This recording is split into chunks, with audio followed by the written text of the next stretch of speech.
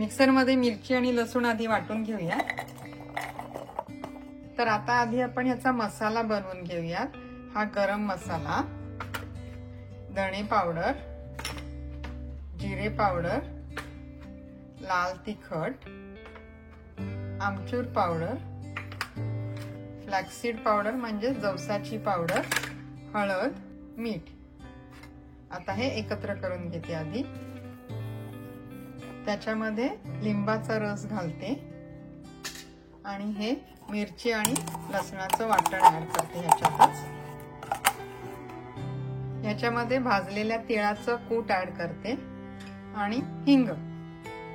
हा मसाला जर का घट्ट वाटला ना तर त्याच्यामध्ये थोडासा लिंबाचा रस किंवा अजून थोडंसं पाणी ऍड करायचं। हे बघा, हे मऊसार झालंय असं चांगलं।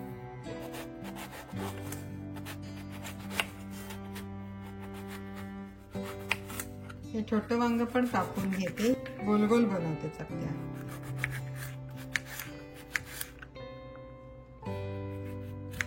आता हा मसाला लावून घेते एका साईडला।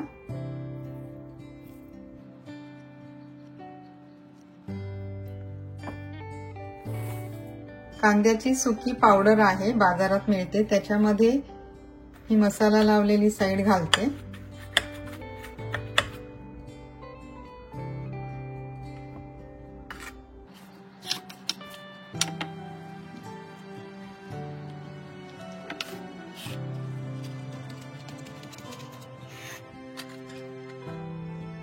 आता हे एअर फ्रायरला 350 फॅरेनहाइटला 10 मिनिटांसाठी लावून देते।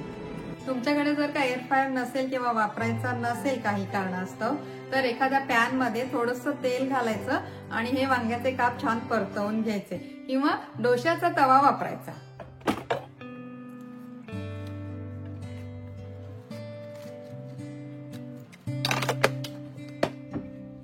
परत 350 फॅरेनहाइटला 5 मिनिटांसाठी लावून देते।